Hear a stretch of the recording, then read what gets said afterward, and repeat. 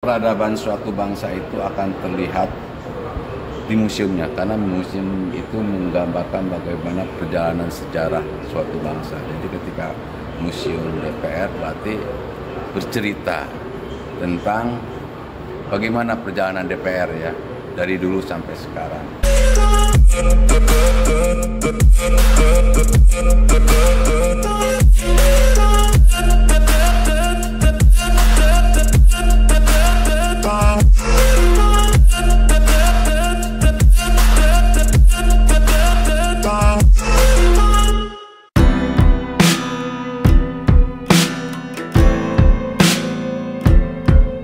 Selamat pagi, Baraya Kang Asep. Ya, di hari yang cerah ini kita sebelum memulai kerja kita berolahraga ya.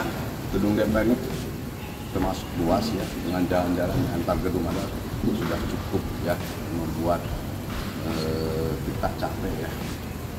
Yang bisa setengah jam, 1 jam bisa ya, tergantung ya, bisa 1 keliling. Kang Asep sekarang mau menunjukkan kepada Baraya Kang Asep, mungkin ada yang belum tahu bahwa DPR memiliki museum. Yuk kita lihat museum DPR.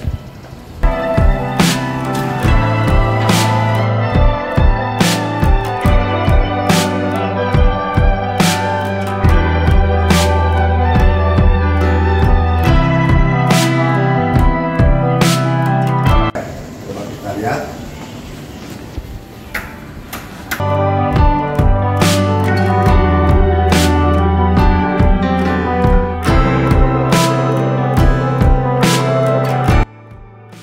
Inilah maket ya, maket awal pembangunan gedung DPR ya.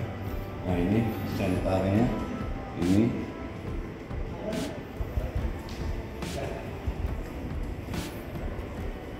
Nah ini bagaimana konsep maket dari rancangan awal untuk pembangunan gedung DPR.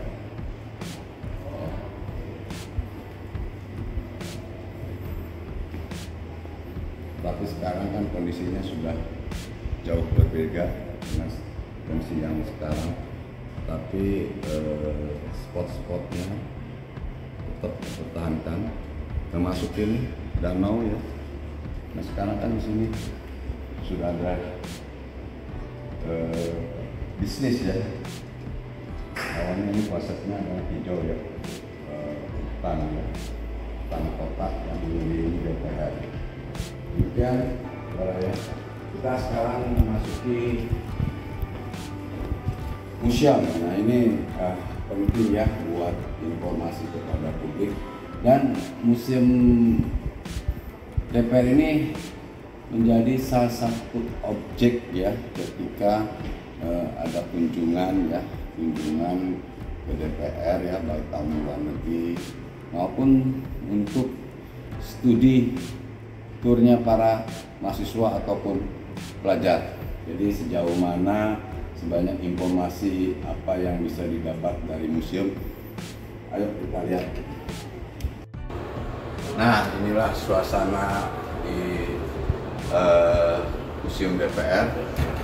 Awali dengan maket ya, menggambarkan masa lalu DPR ya. Ini fotonya kelihatannya foto-foto yang lama. Nah ini banyak, kita diawali dengan sejarah DPR itu dimulai dari Posklat ya, tahun 1918 ya. Ini ada berbagai macam informasi tentang awal dari perkembangan DPR, kemudian Posklat genip ya. Ini semacam diorama dalam bentuk grafis ya, dan grafis juga dilengkapi kalau ada pemirsa yang ingin mendengarkan secara audio dan video, dilengkapi ini ada suaranya, ada dengar suaranya ya. Kemudian juga ini perkembangan dari DPR ini, DPR sementara, kemudian juga DPR Pemilu 1, parlementer dan seterusnya. Nah Museum ini juga dilengkapi dengan furniture atau benda-benda yang memang pernah digunakan ya. Ini kursi-kursi lama ya. Rapat zaman dulu ya, rapat di DPR. Ini pemirsa bisa lihat ya.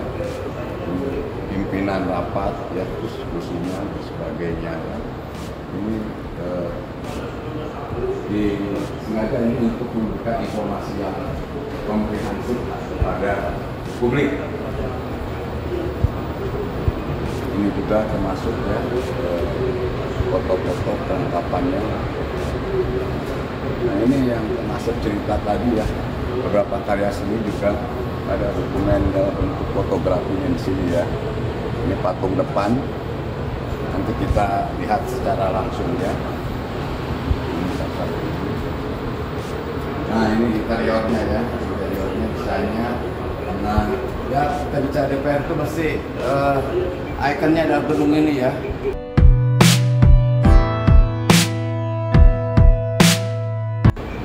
Nah ini juga masih menginformasikan seputar karya-karya seni yang ada di DPR. Ini ya, nah, tadi yang Kang Asep jelaskan juga ada ya di museum. Di museum. Ini paket awal ya, paket awal. Nah kemudian ya ini menarik, kita juga ada informasi tentang alat-alat ya, penunjang kerja ini, mesin ketik ya, mesin ketik zaman dahulu. Nah ini ada penjelasannya nih, mesin ketik ini digunakan ketika sidang Konstituante tahun 56 sampai 59. Termasuk ini pesawat telepon ya, yang digunakan di periode 60 sampai 65 ya. Nah juga ini ada tempat air minum MPLS ya. Jadi memang begitu ya, peradaban suatu bangsa itu akan terlihat di museumnya, karena museum itu menggambarkan bagaimana perjalanan sejarah suatu bangsa. Jadi ketika museum DPR berarti bercerita tentang bagaimana perjalanan DPR ya dari dulu sampai sekarang. Jadi semakin banyak koleksi museum itu menunjukkan banyak informasi yang bisa disampaikan kepada masyarakat ya. Kenapa museum itu penting? Karena manusia dinamis ya, gitu ya. Jadi informasi sekarang bisa menjadi informasi buat generasi mendatang. Ayo kita lanjutkan ya. Ini salah satunya koleksi buku-buku ya, hasil dari produk DPR. Ini juga, nah ini mungkin generasi yang lahir di tahun 2000 ya belum tahu bagaimana proses reformasi terjadi pada saat itu. Nah ini terekam ya di museum. Ini misalkan pendudukan demonstrasi mahasiswa ya yang menduduki gedung DPR. Jadi ini informasi ini khusus menjelaskan tentang reformasi birokrasi, reformasi Indonesia.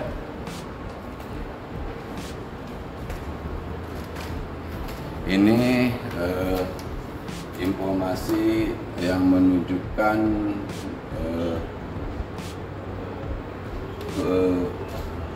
para pemimpin ya, ketua DPR ya, ketua DPR mulai dari Pak Idam Halid sampai Pak Letnan Jenderal Wahono, termasuk juga para sekjen ya, sekjen DPR RI juga ada informasinya di sini, mulai dari Pak Mujono sampai dengan Pak Apip Ma'ruf.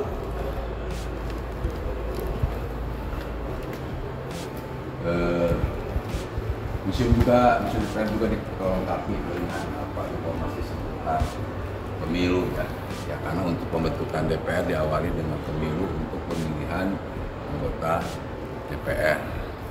Ini banyak informasi ya, dokumentasi. Jadi silahkan publik datang ke DPR jika ingin mendapatkan informasi yang lebih banyak. Ini termasuk juga ini pemilu ya, KPU, informasi tentang kotak suara ini partai-partai peserta pemilu dari 2004, 2009, 2014. Mungkin nanti ada juga informasi untuk yang terbaru. Nah ini juga yang tidak kalah penting adalah kursi ketua DPR ya. Lihat ya, Baraya jadi bentuk juga menunjukkan zamannya ya.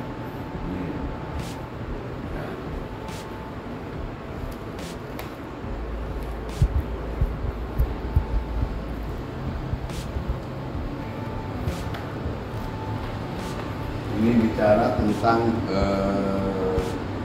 ada ini khusus bicara tentang DPR itu apa, fungsinya apa, kemudian pengorganisasiannya apa ya, kalau kita biasa memahaminya AKD ya, alat kelengkapan dewan. Nah, di sini digambarkan ya bagaimana penjelasan tentang fungsi-fungsi DPR ya. Kemudian juga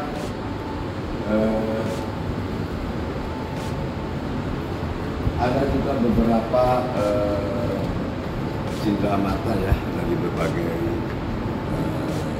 negara ya ketika DPR melakukan bantuan kunjungan ke DPR keluar itu dalam rangka membangun ya diplomasi keparlemenan. Nah ini bagian-bagian kemudian juga ini dilengkapi oleh ada lukisan ya, lukisan karya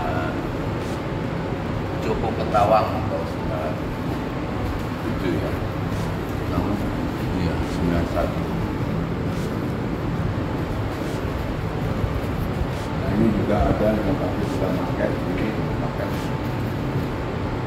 masjid DPR ya. Ini sekarang udah agak ada sedikit tambahan-tambahannya karena kapasitas semakin banyak ya aktivitas DPR baik DPR sendiri maupun sistem pendukungnya. Jadi para Kang Asep bisa lihat ya berbagai market ada di sini.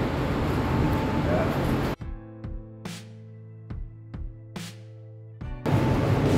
Demikian Baraya informasi yang bisa Kang Asep sampaikan ya terkait museum DPR. Jadi ketika Baraya penasaran ingin lebih lanjut mengetahui tentang museum DPR, silakan aja datang ke DPR ya. Terima kasih.